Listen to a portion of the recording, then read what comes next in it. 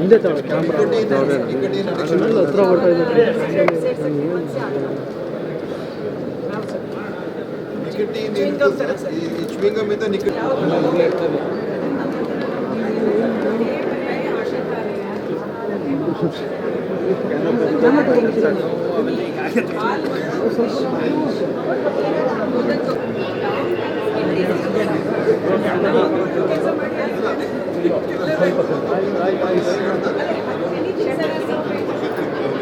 ಹಿಂದೆ ಬಂದ್ರಿ ನೀವು, ನೀವೇ ಅರ್ಧ ನಿಂತ್ಕೊಂತೀರಿ ಮುಂದೆ, ನೀವೇ ಸರ್ ಕ್ಯಾಮ್ರಾ ತಲೆಯಲ್ಲಿ ಹಿಂದೆ ಅಡ್ಡ ಬರ್ತೀರಿ ಮುಂದೆ. ಅದೊಂದು ಜಾಗ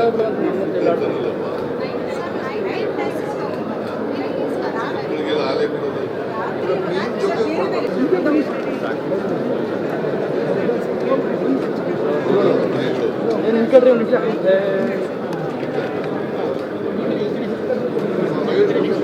ಹಿಂದಕ್ಕೆ ಬರಲ್ಲ, ನೀನು ಎಷ್ಟು ಹೋಯ್ತೀಯ.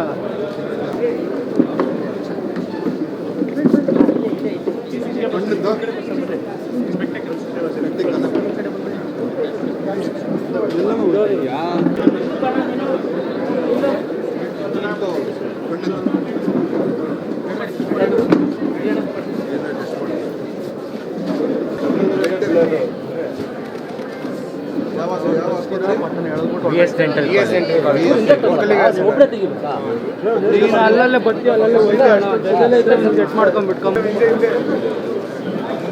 ಸರ್ ಸೀದಾ ಅಲ್ಲಿ ಹೋಗಲ್ಲ, ಅಲ್ಲಿ ಹೋಗಲ್ಲ.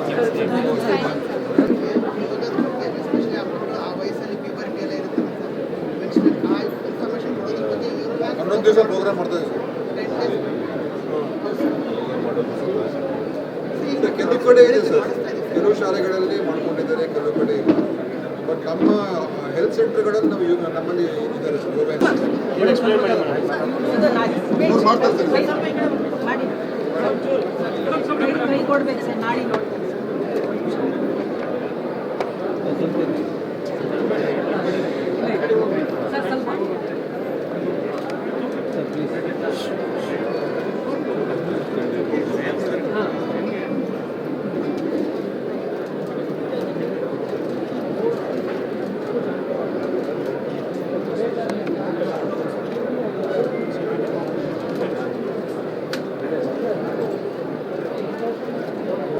ನಮ್ಮ ಇಲಾಖೆಯಿಂದ ಇವತ್ತು ಹಮ್ಮಿಕೊಂಡಿದ್ದೇವೆ.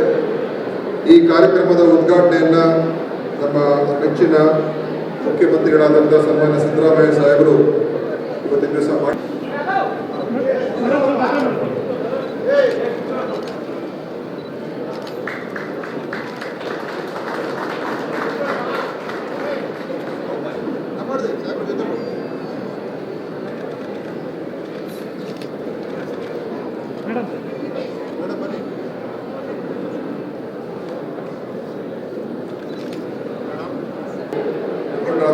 ರೇವಣ್ಣ ಅವರು ಕೂಡ ಉಪಸ್ಥಿತಿದ್ದಾರೆ.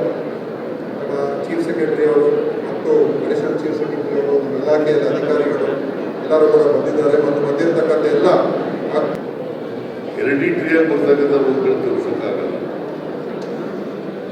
ಆದರೆ ಜೀವನ ಶೈಲಿಯಿಂದ ಬರ್ತಕ್ಕಂಥ ರೋಗಗಳನ್ನು ತಪ್ಪಿಸಲಾದಂಥ ಗೋಯಲ್ ಅವರ ಇತರ ಎಲ್ಲ ಅಧಿಕಾರಿ ಸ್ನೇಹಿತರು ಇಲ್ಲಿ ಒಂದ್ಸಾರಿ 1987 ಇಸ್ವಿನಲ್ಲಿ ನಮ್ಮ ಸ್ನೇಹಿತರೆಲ್ಲ ಚಟಗಳನ್ನೆಲ್ಲ ಮಾಡಬಹುದು. ದುಶ್ಚಟಗಳು ಗೊತ್ತಿದ್ದು ದುಶ್ಚಟಗಳಿಗೆ ಬಲಿಯಾಗುತ್ತೆ. ಪ್ರತಿಯೊಬ್ಬರು ಕೂಡ ಕನಿಷ್ಠ ಒಂದು ಸಾರಿ ವರ್ಷಕ್ಕೆ ಗೊತ್ತಾಗೋದು ಸಾಧ್ಯ. ರೋಗ ಉಲ್ಬಣ ಆಗೋದಕ್ಕಿಂತ ಮುಂಚೆನೆ ನಾವು ಅದಕ್ಕೆ ಅವಶ್ಯ ಇರ್ತಕ್ಕಂಥ ಟ್ರೀಟ್ಮೆಂಟ್ ಅನ್ನು ಮಾಡಿಕೊಂಡ್ರೆ ಮೊದಲಿಗೆ ಅಣ್ಣ ಕೂರು ಶ್ರೀಮತಿ ಪೂರ್ಣವಾಣಿ ಜಿ ಶಾಖಾಧಿಕಾರಿ ಅವರಿಗೆ. ಅಣ್ಣ ಮುಂದೆ ಕೂರಣ್ಣ. ಸಾಂಕೇತಿಕವಾಗಿ 5 ಜನರಿಗೆ ಒಂದು ಹಬ್ಬ ಕಾರ್ಡನ್ನು ವಿತರಿಸಲಾಗ್ತಾ ಇದೆ. Next Shri Mahadev T S ಶಾಖಾಧಿಕಾರಿ ಅವರು. ಏ ಅಣ್ಣ ಕೂರಣ್ಣ ಮುಂದೆ. ಫೋಟೋಗ್ರಾಫರ್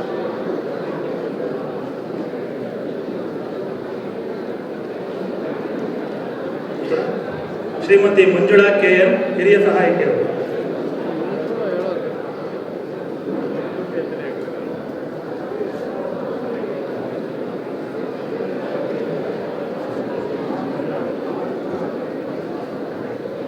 ಈ ಒಂದು ಕಾರ್ಯಕ್ರಮದ ವಂದನಾರ್ಪಣೆ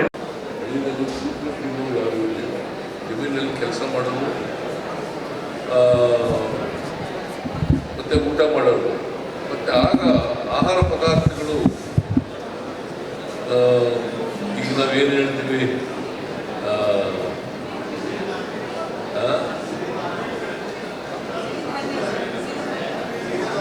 ಆರ್ಗಾನಿಕ್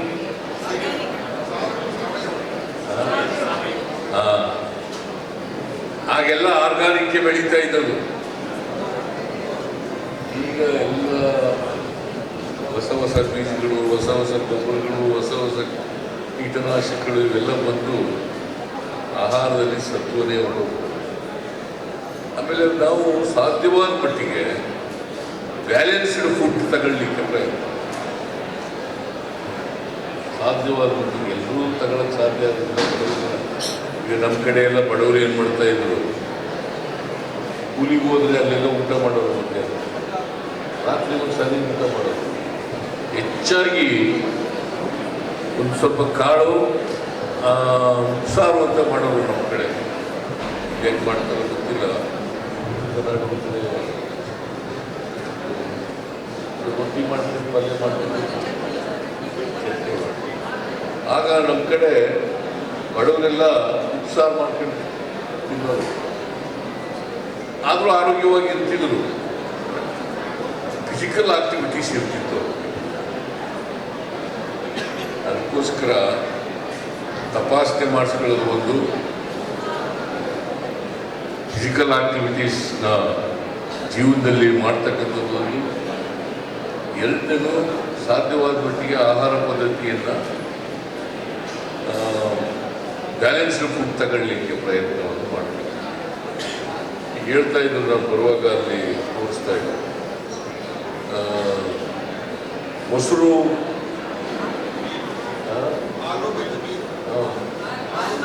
ಹಾಲು ಮತ್ತು ಮೀನು ಎರಡೂ ತಗೊಂಡ್ರೆ ಭಾಳ ಒಳ್ಳೆಯದು. ಒಟ್ಟಿಗೆ ತಗೋಬೋದು.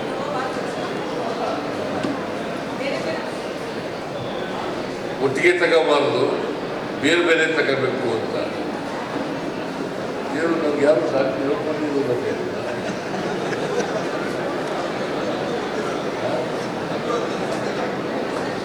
ನಾವು ಮೀನು ತಿನ್ನೋದೇ ಕಡಿಮೆ. ಈ ಮಂಗಳೂರು ಕಡೆಯವರು ಜಾಸ್ತಿ ತಿಂತಾರೆ ಮೀನು, ಕೋಸ್ಟಲ್ ಏರಿಯಾದವರು ಮೀನು ತಿಂತಾರೆ. ನಾವು ಮೀನು ತಿನ್ನೋದು ಭಾಳ ಕಡಿಮೆ.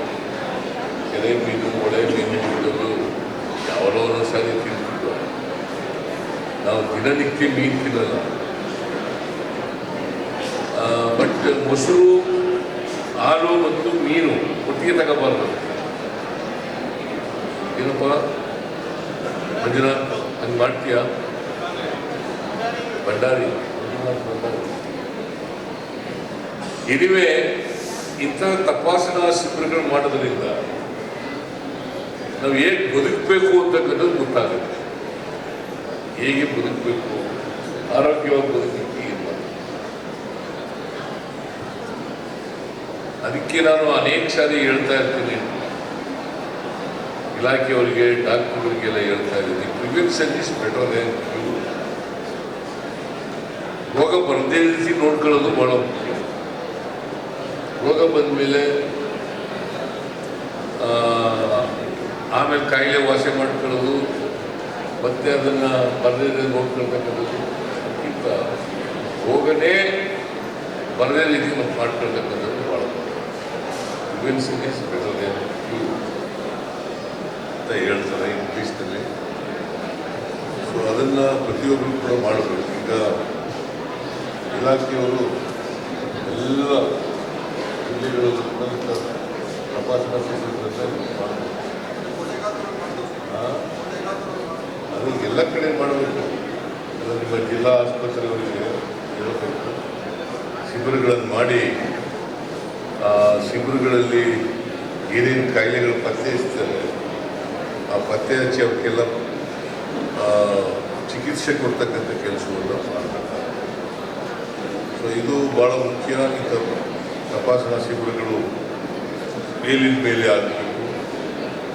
ಪ್ರತಿಯೊಬ್ಬರೂ ಕೂಡ ಗರಿಷ್ಠ ಒಂದು ಸಾರಿ, ವರ್ಷಕ್ಕೆ ಒಂದು ಸಾರಿ ಅದು ನಿಮ್ಮ ಆರೋಗ್ಯಕ್ಕೆ ಬಹಳ ಮುಖ್ಯ.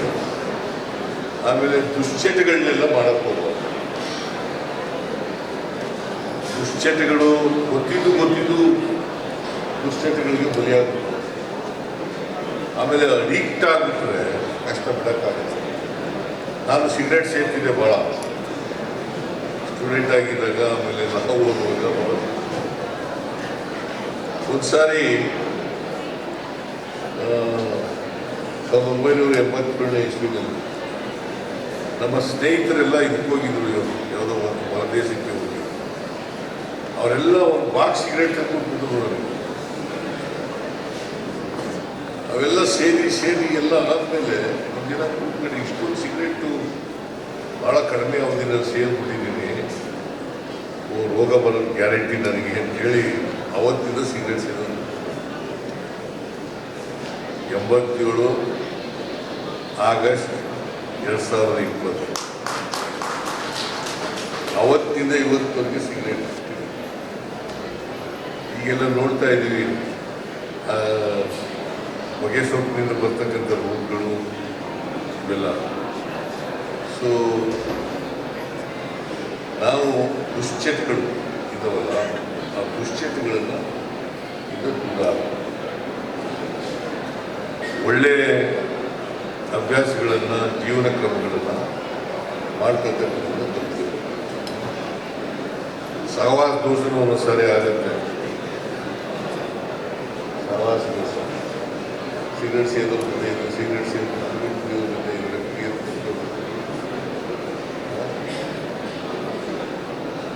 ಆಮೇಲೆ ಇನ್ನೇನೆಲ್ಲ ಕಲ್ತ್ಕೊಂಡು.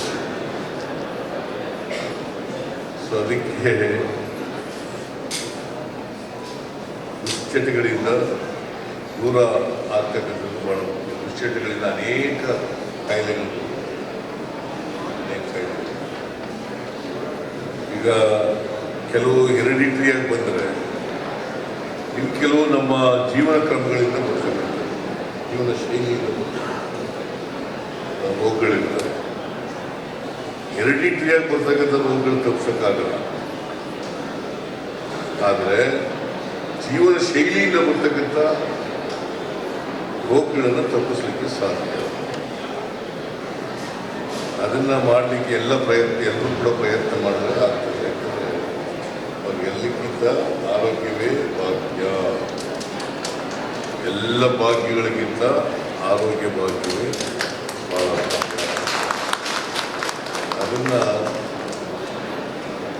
ವಿದ್ಯಾವಂತರ ಜೊತೆಗೆ ವಿದ್ಯಾವಂತರು ಮಾಡಬೇಕು. ಸೊ ಇದನ್ನು ಮೇಲಿಂದ ಮೇಲೆ ಜನರಿಗೆ ತಿಳಿಸ್ತಕ್ಕಂಥ ಪ್ರಯತ್ನ. ಅದಕ್ಕೋಸ್ಕರನೇ ಇಂಥ ಶಿಬಿರಗಳು, ಕ್ಯಾಂಪ್ಗಳು ಇವೆಲ್ಲ ಮಾಡೋದ್ರಿಂದ ಹೆಚ್ಚು ಅನುಕೂಲ ಆಗ್ತದೆ ಅನ್ನೋದನ್ನು ಮಾತುಗಳನ್ನು ಹೇಳಿ, ಈಗ ಆಡಳಿತ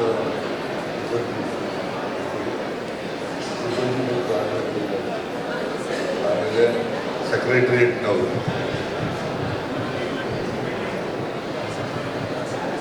ಸಚಿವರ ನೌಕರರು ಎಲ್ಲರೂ ಸೇರಿ ಮಾಡಿದ್ದೀರಿ. ಇದು ಮೇಲಿನ ಮೇಲೆ ಮಾಡ್ತಾ ಇದ್ದೀವಿ, ಮತ್ತು ಎಲ್ಲರೂ ಕೂಡ ಇದರಲ್ಲಿ ಒಳಗೊಂಡು ಈ ಶಿಬಿರದಲ್ಲಿ ಏನು ನಡೀತದೆ, ಏನು ತಪಾಸಣೆ ಮಾಡ್ತಾರೆ, ತಪಾಸಣೆ ಕೊಡಲಾರ. ಸೊ ನಿಮಗೆ ಜಾಗೃತಿ ಮೂಡಲಿ ಅಂತೇಳಿ ಇಂಥ ಕಾರ್ಯಕ್ರಮಗಳನ್ನು ಮಾಡ್ತಾರೆ. ಈಗ ಸರ್ಕಾರದಿಂದ ಅನೇಕ ಜಿಲ್ಲಾ ಮಟ್ಟದಲ್ಲಿ ಅನೇಕ ಸವಲತ್ತುಗಳೆಲ್ಲ ಮೆಡಿಕಲ್ ಸೆಂಟರ್ಗಳೆಲ್ಲ ಮಾಡ್ತಾರೆ. ನಾನೀಗ ಅಲ್ಲಿ ನೋಡಿದೆ ಬಸ್ನಲ್ಲಿ, ಅವು ಎಲ್ಲ ಗ್ರಾಮೀಣ ಪ್ರದೇಶಕ್ಕೆ ಹೋಗ್ತದೆ. ಮೊಬೈಲ್ ಯೂನಿಟ್ಟು ಏನಿದು ಓಲೋ ಬಸ್ನವ್ರು ಮಾಡ್ತಾ ಇದ್ದಾರೆ, ಕಿದ್ವಾಯಿನವರು ಮಾಡ್ತಾ ಇದ್ದಾರೆ. ಡೆಮೋಗ್ರಫಿ ಅಂತಂದರೆ ಇದು ಕ್ಯಾನ್ಸರ್, ಬ್ರೆಸ್ಟ್ ಕ್ಯಾನ್ಸರ್, ಕಣ್ಣಂದು, ಅಲ್ಲಂದು, ENT ಇವೆಲ್ಲ ಏನೇನು ಬೇಕಾದಷ್ಟು ಇದ್ದಾವೆ. ಇವೆಲ್ಲ ಕೆಲವೆಲ್ಲ ವಯಸ್ಸಾದ್ಮೇಲೆ ಬರ್ತವೆ. ವಯಸ್ಸಾದ ಮುಂಚೆನೇ ಬರದೇ ನಾವು ನೋಡ್ತೇವೆ. ವಯಸ್ಸಾದ್ಮೇಲೆ ಏಜ್ ರಿಲೇಟೆಡ್ ಕಾಯಿಲೆಗಳು ಕೆಲವೆಲ್ಲ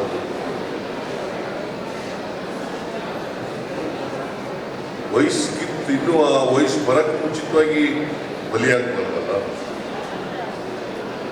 ಸುಂದರವಾದ ಜೀವನನ ಹಾಳು ಮಾಡ್ಕೊಳ್ಳೋಕೆ ಹೋಗ್ಬಾರ್ದಲ್ಲ. ಸೊ ಆ ಕೆಲಸ ಎಲ್ಲ ಮಾಡಬೇಕು ಅಂತೇಳಿ ನಾನು ಸಾರ್ವಜನಿಕರಲ್ಲಿ ಮನವಿ ಮಾಡಿ, ಮತ್ತು ಎಲ್ಲ ನೌಕರರಲ್ಲಿ ಮನವಿ ಮಾಡಿ, ನಿಮಗೆಲ್ಲರಿಗೂ ಕೂಡ ಆರೋಗ್ಯ ಭಾಗ್ಯ ದೊರಕಲಿ ಅಂತೇಳಿ ನನ್ನ ಮಾತನ್ನು ಮುಗಿಸ್ತೇನೆ. ಈ ಎಲ್ಲ ಇಲಾಖೆಗಳು ಎಲ್ಲ ಏರ್ಪಾಡು ಮಾಡಿದ್ದಾರೆ. ಆಡಳಿತ ಮತ್ತು ಸಿಬ್ಬಂದಿ ಇಲಾಖೆ, ನೌಕರ ಸಂಘ, ಸಚಿವಾಲಯ, ಆರೋಗ್ಯ ಇಲಾಖೆ ಎಲ್ಲರಿಗೂ ಧನ್ಯವಾದಗಳನ್ನು ಹೇಳಿ ನಿಮಗೆಲ್ಲ ನಮಸ್ಕಾರ ಮಾಡಿದ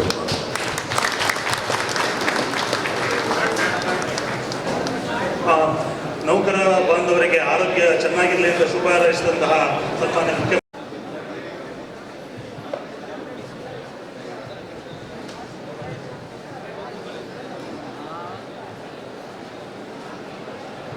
ಆರೋಗ್ಯ ಮತ್ತು ಕುಟುಂಬ ಕಲ್ಯಾಣ ಇಲಾಖೆಯ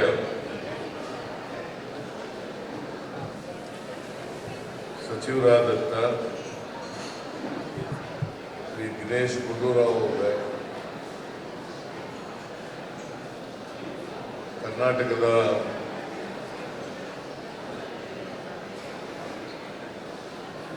ಮುಖ್ಯ ಸಚೇತಕರಾದಂಥ ಶ್ರೀ ಅಶೋಕ್ ಅವರೇ,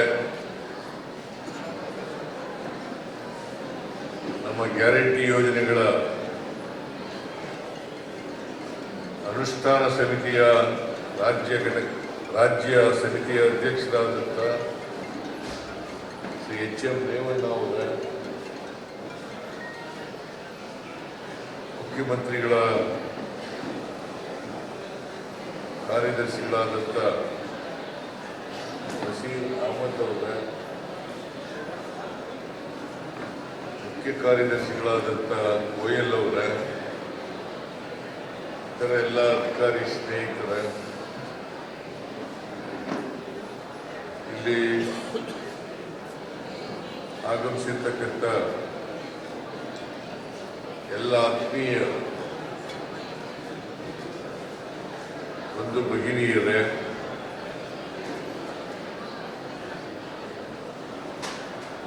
ಮಾಧ್ಯಮದ ಎಲ್ಲ ಸ್ನೇಹಿತರೆ,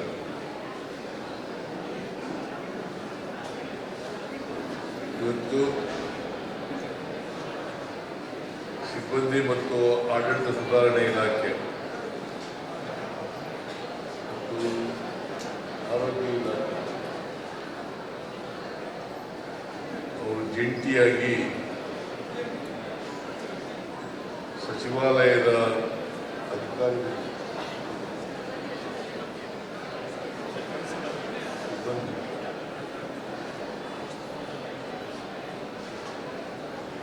ಎಲ್ಲ ನೌಕರರಿಗೆ ಆರೋಗ್ಯ ತಪಾಸಣಾ ಶಿಬಿರವನ್ನು ಏರ್ಪಾಡು ಮಾಡ್ಕೊಂಡಿದ್ದಾರೆ. ಈ ಆರೋಗ್ಯ ತಪಾಸಣಾ ಶಿಬಿರವನ್ನು ನಾವೆಲ್ಲರೂ ಸೇರಿ ಅತ್ಯಂತ ಸಂತೋಷದಿಂದ ಉದ್ಘಾಟನೆಯನ್ನು ಮಾಡಿದ್ದೇನೆ.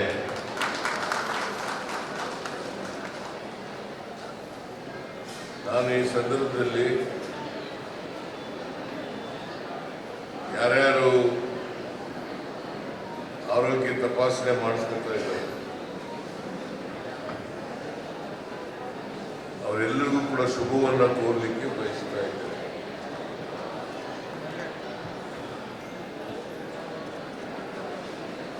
ಪ್ರತಿಯೊಬ್ಬರು ಕೂಡ ಆರೋಗ್ಯವನ್ನು ಕಾಪಾಡ್ಕೋಬೇಕಾಗುತ್ತೆ.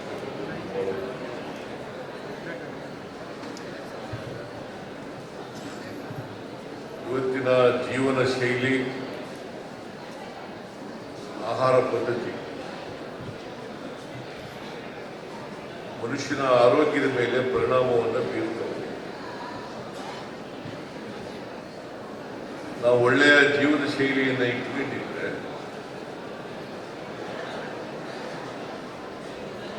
ಒಳ್ಳೆಯ ಆಹಾರ ಪದ್ಧತಿಯನ್ನ ಇಟ್ಕೊಂಡಿದ್ರೆ ಆರೋಗ್ಯನೂ ಕೂಡ ಚೆನ್ನಾಗಿರ್ಲಿಕ್ಕೆ ಸಾಧ್ಯ ಆಗುತ್ತೆ. ಕರ್ನಾಟಕ ಸರ್ಕಾರ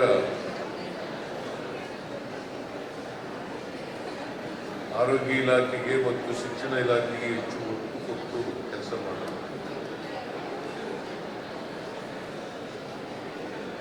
ಮನುಷ್ಯನ ಆರೋಗ್ಯ ಚೆನ್ನಾಗಿರಬೇಕು.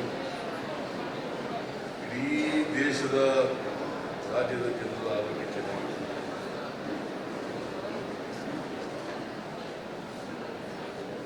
ಅದಕ್ಕೆ ನಾವು ಆರೋಗ್ಯವೇ ಭಾಗ್ಯ ಅಂತ ಕರೀತೀವಿ.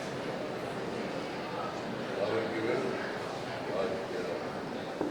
ಬೇರೆ ಎಲ್ಲ ಭಾಗ್ಯಗಳಿಗಿಂತ ಆರೋಗ್ಯ ಭಾಗ್ಯ ಬಹಳ. ಆಸ್ತಿ, ಅನ್ವೇಷಣೆ, ಐಶ್ವರ್ಯ, ಆರೋಗ್ಯದ ಇದ್ದೇವರೆಲ್ಲ ಇಟ್ಟಿದೆ. ಅಂತಸ್ತಿಟ್ಟು ಆರೋಗ್ಯ, ಐಶ್ವರ್ಯ ಇಟ್ಟಿಗೆಟ್ಟು ಅವೆಲ್ಲ ಇದ್ರೆ ಅವೆಲ್ಲ ಇರಬೇಕು, ಬದುಕಲಿಕ್ಕೆ ಬೇಕು. ಅದರ ಆರೋಗ್ಯನೂ ಬಹಳ ಮುಖ್ಯ ಅಲ್ಲ. ನಾವು ಎಷ್ಟು ವರ್ಷ ಬದುಕ್ತೀವಿ ಅನ್ನೋದು ಬಹಳ ಮುಖ್ಯ. ಎಷ್ಟು ವರ್ಷ ಆರೋಗ್ಯವಾಗಿ ಬದುಕ್ತೀವಿ ಅನ್ನೋದು ಬಹಳ ಮುಖ್ಯ. ಎಷ್ಟು ವರ್ಷ, 100 ವರ್ಷ ಇದೆ, 110 ವರ್ಷ ಇದೆ, 120 ವರ್ಷ ಇದೆ, ನರಕಂಡಿದ್ರ ಪ್ರಯೋಜನ ಇದೆ. ಕ್ವಾಲಿಟಿ ಲೈಫ್, ಆ ಕ್ವಾಲಿಟಿ ಲೈಫ್ ಎಷ್ಟು ಮಟ್ಟಿದೆ ಅನ್ನೋದು ಬಹಳ ಮುಖ್ಯ. ಅದಕ್ಕೆ ನಾವು ಯಾವಾಗಲೂ ಕೂಡ ಎಷ್ಟು ವರ್ಷ ಬದುಕಿರ್ತೀವಿ ಅಲ್ಲಿವರೆಗೆ ಆರೋಗ್ಯವಾಗಿ ಬದುಕತಕ್ಕಂಥ ಪ್ರಯತ್ನ. ಅದಕ್ಕೆ ಪ್ರತಿಯೊಬ್ಬರು ಕೂಡ ಜೀವನದಲ್ಲಿ ತಪ್ಪದೇನೆ ಎಕ್ಸಸೈಜ್ ಮಾಡ್ತಕ್ಕಂಥದ್ದನ್ನು ಜೀವನದ ಒಂದು ಭಾಗ. ಚಟುವಟಿಕೆ ಇದ್ದೇ ಹೋದ್ರೆ ಬರೀ ಕೂತ್ಗಡ್ಡೆ ಇರೋರಿಗಿದ್ದಲ್ಲ, ಅವ್ರಿಗೆಲ್ಲ ಕಾಯಿಲೆಗಳು ಜಾಸ್ತಿ. ದೈಹಿಕವಾಗಿ ಚಟುವಟಿಕೆಗಳಿದ್ದರೆ, ಮಾನಸಿಕವಾಗಿ ಚಟುವಟಿಕೆಗಳಿದ್ದರೆ ನಾವು ಯಾವಾಗ ಚಟುವಟಿಕೆ ಇದೆ. ಅದಕ್ಕೋಸ್ಕರ ಪ್ರತಿಯೊಬ್ಬರು ಕೂಡ ಎಷ್ಟೇ ಕಷ್ಟ ಆದರೂ ಕೂಡ, ನಾನು ಅಶೋಕನಿಗೆ ಕೇಳ್ತಾ ಇದ್ದೆ, ನಾನು ಎಷ್ಟೇ ಕಷ್ಟ ಆದರೂ ಕೂಡ ಸ್ವಲ್ಪ ಹೃದಯ ಹೊಡಿತೀನಿ, ನಾನು ಇಟ್ಕೊಂಡು ವಾಕ್ ಮಾಡೇ ಮಾಡ್ತೀನಿ. ನಾನು ಕೂಡ ಹೋಗ್ಬಿಡೋದು. ಆಮೇಲೆ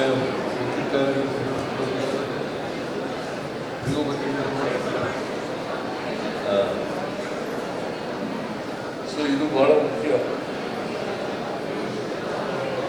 ನಾನು ಎಲೆಕ್ಷನ್ ಇರುವಾಗ ನಿಂತುಬಿಡ್ತೀನಿ, ಎಲೆಕ್ಷನ್ ಇಲ್ಲದಾಗ ಟ್ರೆಡ್ಮಿಲ್ ಮಾಡ್ತೀನಿ, ಮತ್ತೆ ವಾಕ್ ಮಾಡ್ತಿದ್ದೆ, ಪ್ರಾಣಾಯಾಮ ಮಾಡ್ತಿದ್ದೆ. ಆದರೆ ಎಲೆಕ್ಷನ್ ಬಂದಾಗ ನಿಲ್ಸ್ಬಿಡ್ತೀನಿ ಕೂಡ, ಮಾಡೋದೇ ಇಲ್ಲ. ಆಮೇಲೆ ಮತ್ತೆ ಪ್ರಾರಂಭ ಆಗ್ಬೇಕಾದ್ರೆ ಒಂದು 15 ದಿನ ಆದರೂ ಕೊರೋನಾ ಬಂದ್ಬಿಡ್ತು. ನನಗೆ 2 ಸಾರಿ ಬಂದು ಅದಾದ್ಮೇಲೆ ನಾನು ಶುಗರ್ಗೆ ಟ್ಯಾಬ್ಲೆಟ್ ತಗೋತಾ ಇದ್ದೆ. ಕೊರೋನಾ ಬಂದ್ಮೇಲೆ ಇನ್ಸುಲಿನ್ ಕೊಟ್ಟೋಗ್ಬಿಟ್ಟೆ.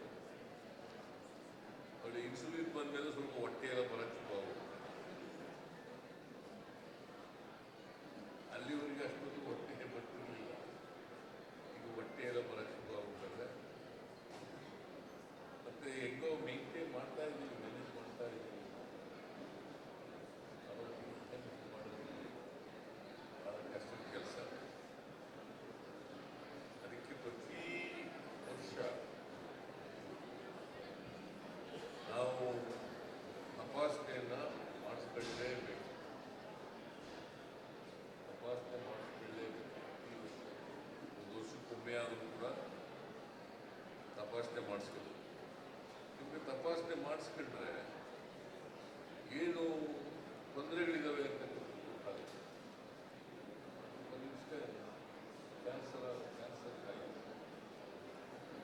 ಕ್ಯಾನ್ಸರ್ ಗುಣಪಡಿಸ್ಲಿಕ್ಕೆ ಸಾಧ್ಯನೇ ಇಲ್ಲ ಅಂತ ಹೇಳಕ್ಕಾಗಲ್ಲ. ಕ್ಯಾನ್ಸರ್ ಗುಣಪಡಿಸ್ಲಿಕ್ಕೆ ಸಾಧ್ಯ ಆಗ್ತದೆ ಯಾವಾಗ ಅಂತಂದ್ರೆ ಅದು ಪ್ರಾರಂಭದಲ್ಲಿ ಗೊತ್ತಾಗುತ್ತೆ. ಆ ಪ್ರಾರಂಭದಲ್ಲಿ ಗೊತ್ತಾಗ್ಬೇಕಾದ್ರೆ ನೀವು ತಪಾಸಣೆನೇ ಮಾಡಿಸ್ಕೊಳ್ಳಿಲ್ಲ, ಏನು ಮಾಡೋದು? ಹಳ್ಳಿಯವರಿಗೆ ಆಗ ಸವಲತ್ತುಗಳಿರಲಿಲ್ಲ. ಭಾಳ ಜನ ಹಳ್ಳಿಗಳಲ್ಲಿ ನಾನು ನೋಡ್ತಾ ಇದ್ದೆ, ಎಷ್ಟೋ ಜನ ಇಡೀ ಬದುಕಿನಲ್ಲಿ ಆಸ್ಪತ್ರೆಗೆ ಹೋಗ್ತಿರ್ಲಿಲ್ಲ.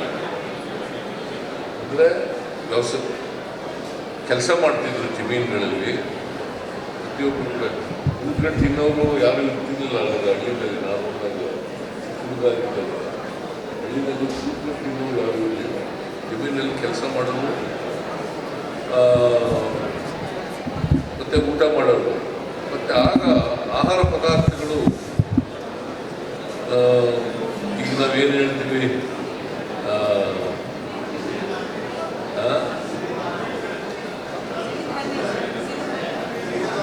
ಆರ್ಗಾನಿಕ್,